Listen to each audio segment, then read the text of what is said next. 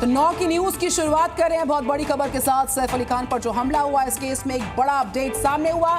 थाने से गिरफ्तार हुआ सैफ का हमलावर। हीरा नंदानी साइट पर झाड़ियों में छिपा हुआ था। आखिरकार हमलावर ने अपना जुर्म कबूल कर लिया है और आरोपी पश्चिम बंगाल का रहने वाला है। तो कुछ ही देर में मुंबई पुलिस इस पूरे मामले पर प्रेस कॉन्फ्रेंस करने जा रही है। 16 जनवरी को सैफ अली खान पर अटैक हुआ था। थाने से सैफ का हमलावर गिरफ्तार हो गया है और ये बहुत बड़ा अपडेट सामने आ रहा है। पश्चिम बंगाल का ये आरोपी बताया जा रहा है जो कि रहने वाला है। कुछ ही देर में मुंबई पुलिस की प्रेस कॉन्फ्रेंस लाइव होगी। जी न्यूज आपको वो प्रेस कॉन्फ्रेंस की हर तस्वीर, हर अपडेट साझा करेगा। 72 घंटे का वक्त बीत चुका था, लेकिन इस हमलावर के बारे में कोई जानकारी नहीं थी। कई टीमें लगातार मुंबई पुलिस की लगी हुई थी, ढूंढा जा रहा था इसे। अलग अलग राज्यों में भी ढूंढा जा रहा था, लेकिन इन सब के बीच में मुंबई के थाने से गिरफ्तार हुआ है। और इन सब के बीच में सबसे बड़ी खबर आपको बता रहे हैं, एक और बड़ी खबर इसी से जुड़ी हुई आपको बता दें। थोड़ी देर में मुंबई पुलिस की तरफ से प्रेस कॉन्फ्रेंस की जाएगी और हमलावर के बारे में कई बड़े खुलासे किए जा सकते हैं। तो 16 जनवरी को सैफ अली खान पर जो अटैक हुआ, उस पर सारी जानकारियां, जितनी भी कड़ियां उलझी अभी तक समझ में आ रही हैं। हर एक पहलू पर मुंबई पुलिस इस प्रेस वार्ता में अपनी बात रखेगी। देखिए, जो तफ्तीश चल रही है, 72 घंटे के बाद ये हमलावर जो है गिरफ्त में आया है और हमलावर के बारे में सारी डिटेल्स इस प्रेस कॉन्फ्रेंस के माध्यम से रखी जाएंगी। 16 जनवरी को सैफ अली खान पर अटैक हुआ था। सैफ अली खान के घर पर अटैक करने वाले, सैफ अली खान को बुरी तरह से घायल करने वाले आरोपी को इस वक्त इसी खार पुलिस स्टेशन की तीसरी मंजिल पर मौजूद लॉकअप में रखा गया है, जहां पर उसे पूछताछ की जा रही है। आपको बता दें कि बीती रात करीब 300 से 400 पुलिस बल जिस थाने के इलाके में ये आरोपी कंस्ट्रक्शन साइट के पास रह रहे मजदूरों के बीच में छुपा हुआ था, वहां से आरोपी को पकड़ के लाई है। आरोपी लगातार अपने अलग अलग नाम बता रहा है। पहले इसने पकड़े जाने के डर से विजय दास नाम बताया, इसके बाद मोहम्मद आफियान, फिर मोहम्मद इलियास, बीजे, ऐसे कई नाम लगातार ये आरोपी बदल रहा है। वहीं पुलिस इसकी पूरी क्राइम कुंडली खंगालने में जुटी है।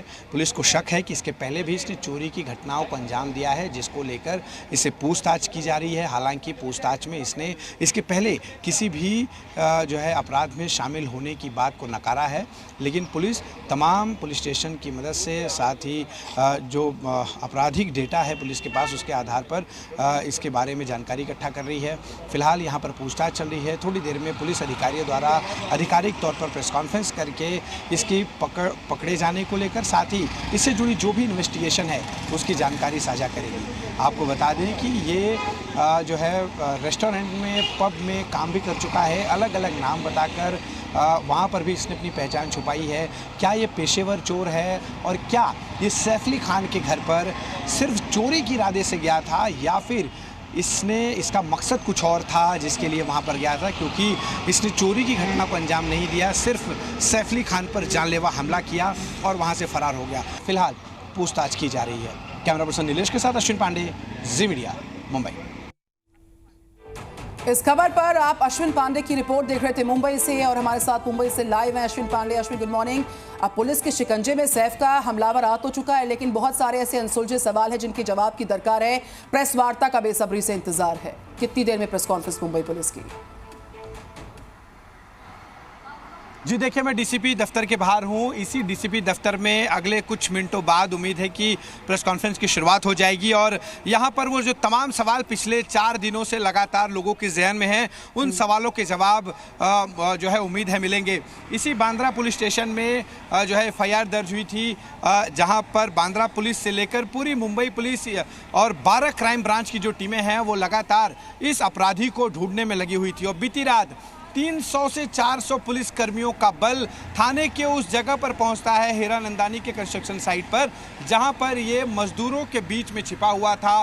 पुलिस ने डम डाटा, ह्यूमन इंटेलिजेंस और सीसीटीवी फुटेज के आधार पर लगातार इस आरोपी को ट्रैक कर रही थी। पुलिस को शाम को पता चला कि थाने इलाके में इस वक्त है, जिसके बाद ह्यूमन इंटेलिजेंस की मदद से इस आरोपी की पहचान की गई। और इसके बाद पुलिस को कैसे पता चला कि ये शख्स जो है वो थाने में मौजूद था? क्योंकि इसकी आखिरी जो सीसीटीवी फुटेज सामने आया था वो बांद्रा का था। और दूसरी बात ये, क्या इसके बारे में कोई भी जानकारी अब तक पता चल पाई कि आखिर ये शख्स जो है सैफ अली खान के घर में सिर्फ लूटपाट के लिए घुसा था या कोई और वजह थी?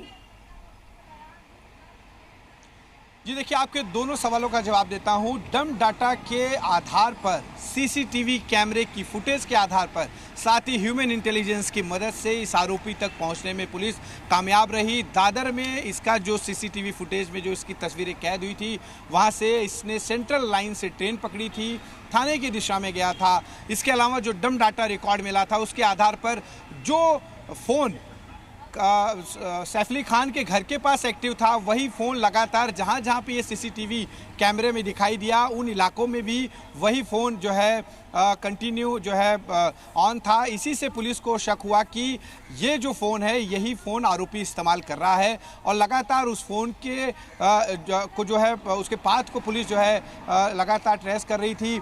देर शाम पुलिस को ये पता चला कि ये थाने इलाके के हीरानंदानी के पास कहीं छिपा हुआ है, जिसके बाद ह्यूमन इंटेलिजेंस की मदद ली गई। जो इसकी तस्वीरें थी, जो सीसीटीवी फुटेज थे, वो आसपास के मुखबिरों को दिए गए, लोकल पुलिस स्टेशन को सौंपा गया, थाने पुलिस कमिश्नरेट की मदद से। इसके बाद पता चला कि ये एक कॉलोनी है जहाँ पर जो मजदूर हैं कंस्ट्रक्शन साइट पर काम करने वाले, उनके बीच में कहीं छिपा हुआ है।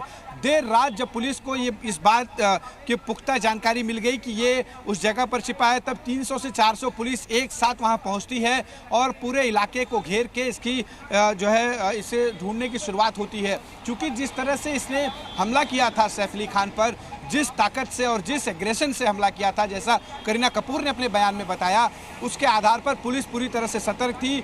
चूँकि ये इस तरह से हमला कर सकता है, इसका भी पूरा ध्यान दिया जा रहा था, और लगातार तलाश करते हुए आखिरकार आरोपी पकड़ लिया गया। बिल्कुल अश्विन, 16 जनवरी रात 2:30 बजे सैफ अली खान पर हमला होता है। 19 जनवरी रात 2:30 बजे ये गुनहगार पकड़ा जाता है हीरानंदानी साइट से। सारी डिटेल्स आप साझा कर रहे हैं। 9:07 का लगभग समय हो रहा है। किसी भी वक्त प्रेस वार्ता मुंबई पुलिस की आ सकती है सामने, लेकिन जिस तरीके से पूरा घटनाक्रम सामने आया, बहुत सारे संगीन सवाल है।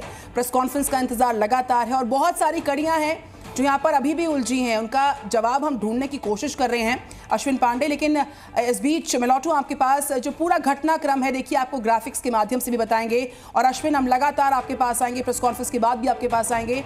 तो सैफ का गुनहगार पकड़ा तो जा चुका है, लेकिन उसी के साथ साथ देखिए मोबाइल नंबर जो है उसके जरिए आरोपी तक जो पुलिस की टीम से पहुंचती, यानी कि इसको मोबाइल नंबर के आधार पर ट्रैक किया गया और फिर पुलिस की टीम उस तक पहुंच पाई। ह्यूमन इंटेलिजेंस की भी मदद ली गई है। जो जानकारी अब तक मिल रही है, 72 घंटे बाद हमलावर जो है वो पकड़ा गया है। अभी फिलहाल खार पुलिस स्टेशन में ये आरोपी बंद है, लेकिन झाड़ियों में ये आरोपी छिपा हुआ था। सबसे बड़ी बात यह है कि पुलिस ने जब से इसे गिरफ्तार किया, तब से कई बार ये अपने नाम बदल चुका है। पुलिस को कुछ भी क्लियर नहीं बता रहा है। गिरफ्तारी के बाद कई नाम बताए, पहले विजय दास बताया, फिर मोहम्मद आलिया नाम बताया। तो पश्चिम बंगाल का ये रहने वाला है आरोपी, और बार बार जो पुलिस की टीम्स जो इंटेरोगेट कर रही हैं इस पूरे मामले में, उनको गुमराह करने की ये पूरी कोशिश करता नजर आ रहा है। और जो जानकारी इस वक्त मिल रही है, देखिए खार पुलिस स्टेशन में इसको बंद किया गया, पूछताछ लगातार चल रही है, और किसी भी समय जो लाइव प्रेस कॉन्फ्रेंस है मुंबई पुलिस की वो आ सकती है, और उसके बाद बहुत सारी कड़ियां सुलझती हुई नजर आ सकती हैं। ये पूरा घटनाक्रम कैसे होता है, क्या उसका मोटिव था, क्या इस शख्स का टारगेट था, और क्या ये सिर्फ रॉबरी के इरादे से इस घर में जाता है और सैफ अली खान पर अटैक होता है, ये पूरा मामला जो है इस पर नजर लगातार है। और 72 घंटे के इंतजार के बाद आखिरकार आरोपी पुलिस की गिरफ्त में आता है। 16 जनवरी रात 2:30 बजे हमला बोलता है और 19 जनवरी की रात 2:30 पर ये हमलावर गिरफ्तार होता है। तो हम आपको ये भी बता रहे हैं कि देखिए 3 दिन में गिरफ्तारी जो है वो किस तरीके से हुई है, कहां से शख्स को पकड़ा गया है, लेकिन इन सब के बीच में समझिए कई सारे अनसुलझे सवाल है। और देखिए यही तस्वीर हम आपको दिखा रहे हैं, हीरानंदानी साइट जहां से इस हमलावर को पकड़ा गया है, यहीं पर हमलावर झाड़ियों में छिपा हुआ था। वो काफी दिनों से बताया जा रहा है, तकरीबन 24 घंटे का वक्त बीत चुका था जब इन झाड़ियों में छिपा हुआ था। पुलिस को जानकारी मिली और पुलिस ने पूरे एरिया को घेरा। तकरीबन 300 से 400 पुलिस वाले वहां पर पहुंचे और उसके बाद इस एरिया को घेर कर यहीं से हमलावर को पकड़ा गया। तो यही वो लोकेशन है, ठाणे की हीरानंदानी साइट।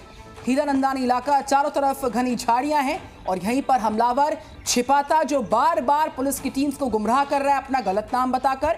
साथ ही साथ जो जानकारी इसकी आइडेंटिटी को लेकर सामने आई है, पश्चिम बंगाल का ये रहने वाला, और किसी भी समय मुंबई पुलिस की जो टीम है वो प्रेस कॉन्फ्रेंस करने वाली। और ये टीम आपके सामने देखिए, 2 तस्वीरें, एक लोकेशन की जहां पर छिपा था और दूसरी तस्वीर उस टीम की है जिसने इस पर नकेल कसी, इस हमलावर को गिरफ्तार किया है। और देखिए ये तस्वीर एक तरफ आप देख लीजिए, सिर्फ जी न्यूज पर यह तस्वीर आपको दिखा रहे हैं। यही वो झाड़ियां हैं जहां पर हमलावर हमला करने के बाद छिपा हुआ था। अब देखिए आपको बता रहे सैफ का गुनहगार कैसे पकड़ा गया। मोबाइल नंबर के जरिए आरोपी तक पुलिस पहुंची है। ह्यूमन इंटेलिजेंस, डंप डेटा और सीसीटीवी की अहम भूमिका रखी। जिस जगह पर सीसीटीवी कैमरास में आरोपी दिखा वहां पर फोन नंबर इसके एक्टिव रहे। एक्टिव फोन नंबर के जरिए इसको ट्रैक किया गया और ह्यूमन इंटेलिजेंस की मदद से आरोपी की पहचान हो पाई है। बीती रात थाने से आरोपी की गिरफ्तारी हुई। रात 2:30 पर ठीक 72 घंटे के बाद पुलिस के रडार पर आखिरकार ये आ ही गया। और ये वो पूरी टीम है जो उसने इसको पकड़ा है। देखिए बताया जा रहा है कि दरअसल जो एक तरफ हम आपको झाड़ियां दिखा रहे थे वहीं से इस शख्स की गिरफ्तारी की गई है। बहुत घना इलाका ये था और घन